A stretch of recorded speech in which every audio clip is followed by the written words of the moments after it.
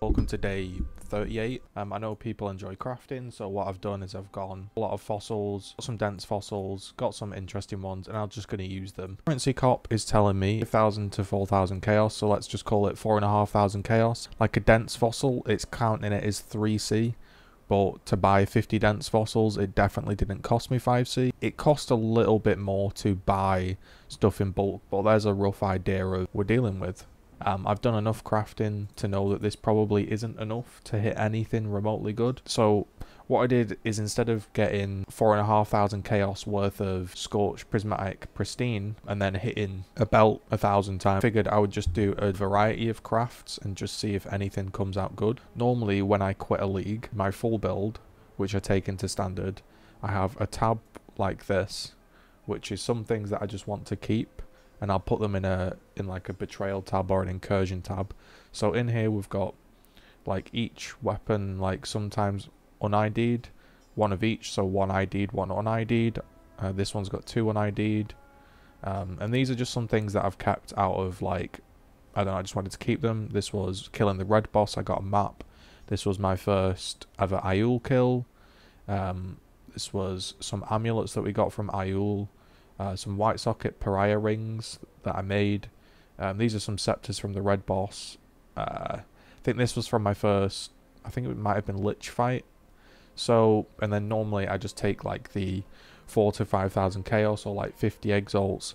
I just hold them in standard. If you want to buy fossils, you go to PoE trade, you go to your currency market, you click delve because they drop in delve. And then you think, right, I want some dense fossils. You can control F, dense, it shows it there. You click it, and then you press, right, I've got dense and I want chaos. And then you start to look. So dense fossils are 6C each. Basically each person has one. Some people have two. This guy has 7, and he is only making you pay 1C more per fossil. So that's probably like a good rate. When you start wanting to buy like 50 dense fossils, if you were to look at someone that had 50, if anyone has 50, these guys make you cost 12C, so they're doubling, you're doubling your price. To the main website, which is the website I prefer, pathofexile.com/trade. You then go to bulk items, you click delve fossils, it shows you the picture, you look for dense somewhere, or well, it doesn't really matter, look for anything. Let's say you want some etheric, some caster ones, you can search. So I say I want 10. Instead of them costing 2C, they're now going to cost 6C. So anyway, the first craft we're going to be doing are scorched prismatic pristine. I'll run you through why exactly we decided to do that. Stingent vice is because it has an abyssal socket, which lets you put an abyssal jewel in. An abyssal jewel is one of these, and these obviously can have more mods, so they can have 4 mods on a jewel. So if you got a really good belt but it only had 50 life, well, you could get 50 life on a jewel, and then other builds have more damage per abyssal jewel affecting you, so again it's just a little bit more damage. Basically Stingent vices are the best belt for crafting. Everyone can use them, and if they're not perfect, someone can put a jewel in. So this is PoEDB.TW apparently. So this website just shows you like potential roles and stuff. Jewelry, belts. So I'll give you a few tips whilst we're doing this. Escape options, UI, yeah, advanced description mods. This basically lets you know the ranges of the item, so that's useful. You go, okay, right, PoE.trade. What is it? What base is it? It's a Stingent Vice. It is eye level 86, minimum eye level 86. And you search. Now these are going to show up. These are obviously not what we want, so then you go to your search. We don't want it to be unique, so we can just go rarity, just magic, see if anyone's selling any bases. These are 4, 10, 10C, 3C, 4C, so they're probably going to be like 4 or 5C to buy in bulk, and then you can just scour them. So you go to miscellaneous, you can type by level 86, and then I believe on item rarity you can select any non-unique, so that's actually pretty decent, because that's then going to search all 3 of these and then not show any uniques. So I actually prefer to use this website when possible. When you're crafting, I would say you want to find something good, right? You don't just want to put a load of random fossils on something and just hope something happens. So what you can do is you can try to figure out what's going to sell. We're going to be using Scorched, Pristine, Prismatic.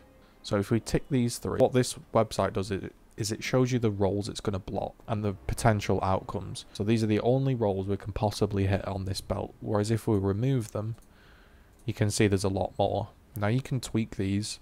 You can do a whole range of fossil combination. You might be able to block something and make rolling it easier in, say, Solo Self-Found or something. Let's say you really wanted Chaos Res. If you use a aberrant fossil, they're going to pop up and you might come across a combination where you get the Chaos Res a lot more. So here, you see aberrant and jagged. You actually can't get Chaos Res. Oh, jagged's physical, aberrant's chaos, but this actually blocks chaos. And this website just shows it. So we tried to figure out what is the best combination, and we went for more elemental, more life, fire, because that's just generally good. The reason you use fossils is because delve, suffix, or prefix are like specific to the fossil you're using. So here, this can give us increased fire damage. It could also roll increased elemental damage. And it could also roll elemental with attacks. And that is why we're using eye level 86, because that is the tier 1. With these fossils, you can have this fire damage, elemental damage, and elemental damage with attack pretty cheap. But as you start to get like better rolls, a better resistance, they can start to go up in price. And we figured this kind of belt can be used by like elemental hit. Righteous Fire could use it, even though elemental damage with attacks isn't that good. And you probably want a leather belt, you could still use it, and some other builds still use fire damage.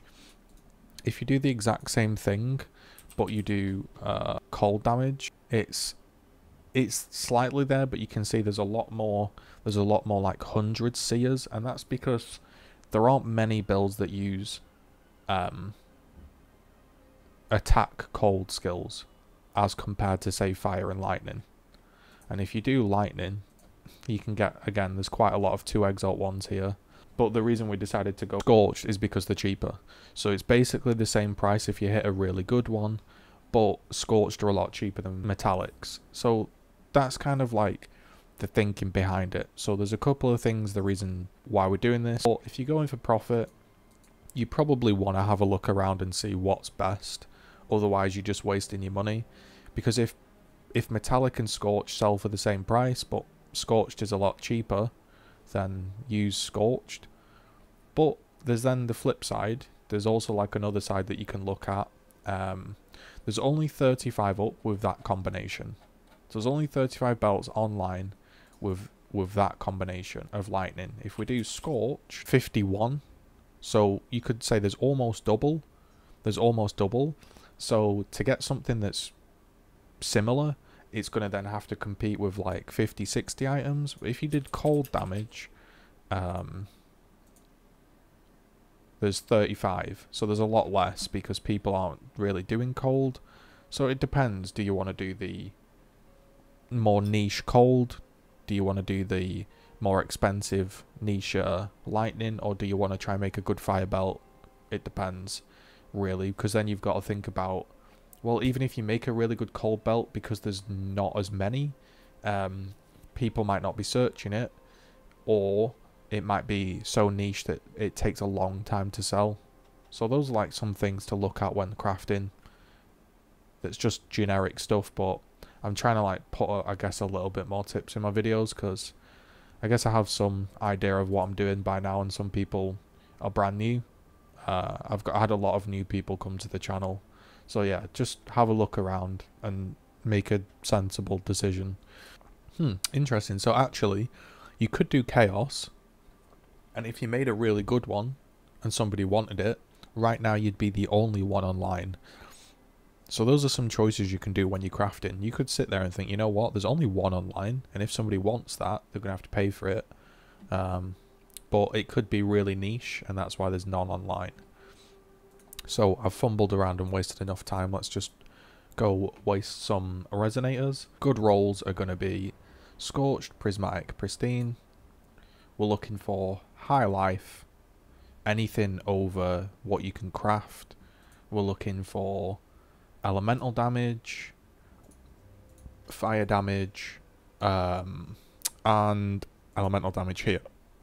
So basically, we're not using a Shaper or Elder base, so maybe another resistance, or it could be like, it could be open, craft something. That's kind of like the ideal scenario we're going for. Alright, this is where the process begins. Blue ones mean you can use them on a normal item. Orange ones mean you can use them only on rares. So the blue ones you need to scour, the orange ones you don't. I just got what I could use. So